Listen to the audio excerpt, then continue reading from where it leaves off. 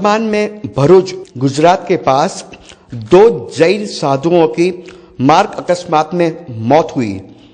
उस वजह से पूरे जैन समाज में काफी मात्रा में रोष भड़क उठा है। तो आइए जैन समाज का प्रतिनिधित्व करने वाले हमारे पूज्य गणिवर्य श्री लब्धि शंकर सागर जी महाराज साहब की अंतर मन की पीड़ा को आप हम सब सुने।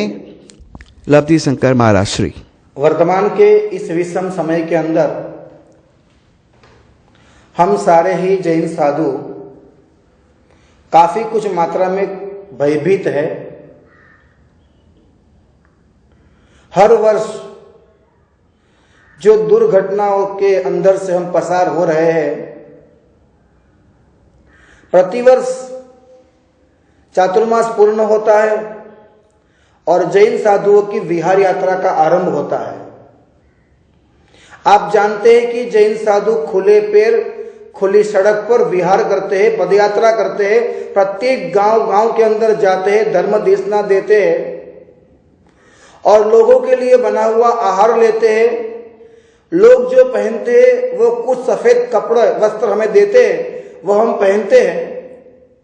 हम जैन साधु भारतीय संस्कृति एवं भारतीय सभ्यता की अस्मिता के रूप में जो आध्यात्मिक जिंदगी है उसकी हरदम साधना करते हैं और समता और शांति के साथ जो साधना हम कर रहे हैं उसमें से जो वक्त बचता है उसमें हम समाज की सेवा करते हैं। चाहे वह सेवा गर्भ हत्या के बारे में हो, चाहे वह सेवा बेटी बचाव के आंदोलन के रूप में हो, चाहे वह सेवा हमारी युवा संस्कृति को राह पर लाने के लिए हो, चाहे वह सेवा वयोवृद्ध लोगों को संभालने के लिए हो, ऐसी किसी भी प्रकार की सेवा के लिए हम हमारा बाकी का समय देते हैं। जो अबोल पशु है उन सारे पशुओं की रक्षा के लिए भी हम काफी कुछ प्रयत्न करते हैं। नंबर 1 हम साधना करते हैं, समाज की सेवा करते हैं। नंबर 3 हमारा संसार छोड़ दिया है हमने, न तो हमारे पास कोई परिवार है, हमारे पास न कोई बैंक बैलेंस है, न हमारा कोई घर है। समाज जो 2 रोटी देता है उसके आधार पे हम जीते हैं और समाज को बदले में बहुत कुछ हम देते हैं। और इसके बावजूद भी जैन साधुओं के साथ एक्सीडेंट के नाम जो हत्याकांड हो रहे हैं, समाज कहता है एक्सीडेंट है, लेकिन हरगिज भी हमें मानने को राजी नहीं है। हम इसका पूर्णतया विरोध करते हैं कि एक्सीडेंट नहीं है, क्योंकि हमारे साथ आंखों देखी घटनाएं हमने देखी है। मैं और मेरे शिष्य पूर्वेश चंद्र सागर जी महाराज साहब, हम दोनों इंद्रनज तारापुर के रास्ते पे विहार करते हुए जा रहे थे। अचानक हमारे पीछे से गाड़ी आई, इतनी नजदीकी से हमारे पास से गुजरी। मैंने मेरे शिष्यों को हाथ पकड़ के थोड़ा सा खींचा, वो गाड़ी निकल गई, उन्हें कुछ नहीं कर सकी। हमें लगा कि शायद कोई दुर्घटना होने वाली थी, उससे हम बच गए। लेकिन 4 और 5 मिनट के भीतर वही गाड़ी फिर सामने से आई। बड़ा सा रोड नया बना हुआ था, बीच में कोई डिवाइडर नहीं था और सामने से आने वाली गाड़ी बिल्कुल टर्न मार के हमारे पास से गुजरी। हमने कहा ये गाड़ी बिल्कुल हमारे सामने आ रही है, हम बिल्कुल कूद के खड्डे में गिर गए और वो गाड़ी रोड के नीचे आके फिर चली गई। हमारा निश्चित रूप से मानना है कि ये आदमी हमारी हत्या करने के लिए आए थे, लेकिन किसे कहें हम, कौन सुनता है हमारी। जम्बू विजय जी महाराज साहब, जापान और जर्मन से हजारों विद्वान लोग आकर के, जिनके पास भारतीय संस्कृति और भारतीय मान्यता के आधार पर जो सभ्यताएं हैं, जो सामाजिक भौगोलिक स्थितियां उसका अभ्यास करने के लिए यहाँ आते थे। और ऐसे जम्बू विजय महाराज जो उन भाषाओं के अंदर उन सबको सिखाते थे, और वो जम्बू विजय महाराज साहब के साथ यह हत्याकांड हुआ।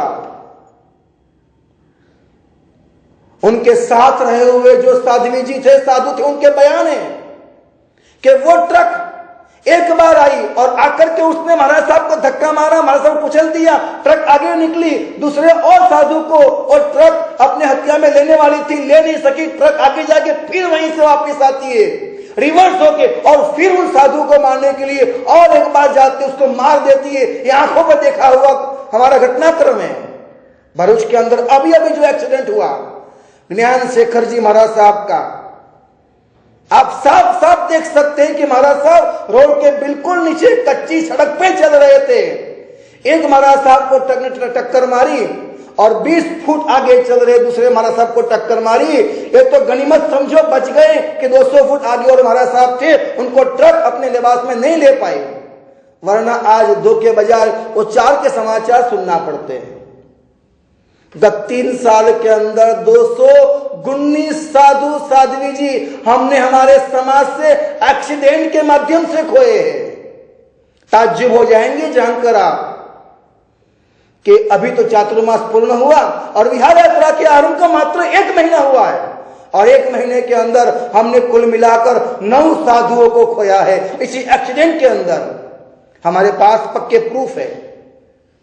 हम सरकार को और जन समाज को कहते हैं कि हमने हमारा घर छोड़ा है, हमने हमारा परिवार छोड़ा है, और भारतीय संस्कृति भारतीय सभ्यता के आधार पर जो धर्म की व्यवस्था आध्यात्मिक जीवन को उजागर करने के लिए उस साधना के पथ पर हम चल निकले हैं, और समाज हमें साथ दे, समाज हमें सहकार दे। और ये सरकार जब चुटनी आती है तो चले आते हमारे पास, और हम भले उनको साथ भी देते कि जो अच्छे लोग हो, जो समाज का अच्छा काम करते, सभी की व्यवस्था में साथ सहकार देते, उनको वोट दे। लेकिन आज वो सरकार क्या कर रही है? हम बिल्कुल नहीं अच्छे। हमारा पूरे समाज से, समग्र समाज से हमारा एक हार्दिक निवेदन है कि अब जगने का समय है। जो समय पर जगते नहीं है वो सदा के लिए सो जाते हैं। अब समय है, आप जगिए। आपको रास्ते पे आना होगा, रास्ते पे उतरना होगा, आपको चिल्लाचोट करना होगी, वरना छोटी आवाज से सरकार के कानों के अंदर हमारी आवाज नहीं पहुंच सकती है। अब तो जगिए, बहुत हो चुका है, अब रास्ते पे आना ही होगा। हम एक जैन साधु, मैं आपको एक बात कहूंगा कि हम लोग न कभी किसी धर्म का विरोध करते, न किसी समाज का विरोध करते हैं, न किसी व्यवस्थाओं के बीच में व्यवधान रूप बनते। हम किसी में बाधा नहीं डालते, सभी को साथ, सभी को सहकार, सभी की सेवा, सभी के साथ शांतिपूर्ण वर्ताव से हम हमारा जीवन का गुजारा करते हैं। न समाज के ऊपर हार है, न कोई दूषण चलाते हैं। भली भांति हमारा जीवन हम परमात्मा के चरणों में अर्पण करके समाज को परमात्मा की साधना की ओर, शांति की ओर, सेवा की ओर आगे बढ़ाने के लिए जो हम प्रोत्साहित करते। एक एक साधु संसार कब छोड़ता है, कितने अपने दिल का कंट्रोल करता है, मन का कंट्रोल करता है, परिवार को समझाता है, गुरु के पास जाता है, गुरु को शिक्षा देता है, वर्षों तक की साधना होती है और उसके बाद उसकी व्यवस्था होती है। 5 साल, 10 साल, 15 साल। ज्ञान शेखर जी महाराज साहब 15 साल से साधु जीवन के अंदर थे। कोई 15 साल के अंदर था, कोई 25 साल से था, कोई 40 साल से था। कितनी जबरदस्त प्रकार की साधना करके एक बड़ी मुश्किल से वो संत कहीं से कहीं निकल जाते और एक झटके के अंदर उन्हें काट दिए जाते, खत्म कर दिए जाते। यह बर्दाश्त होने वाली बात नहीं है। हम हरगिज ये बात अब बर्दाश्त नहीं करेंगे। हम समाज को कहते, उठे, जगे, अपनी नींद को उड़ाए, रास्ते में चले आए, वरना हमें आता है कि सरकार को कैसे नीचे लाना और कैसे हमें सरकार को जगाना।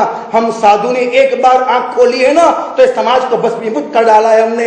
हम छोड़ेंगे नहीं। इस तरह से बिल्कुल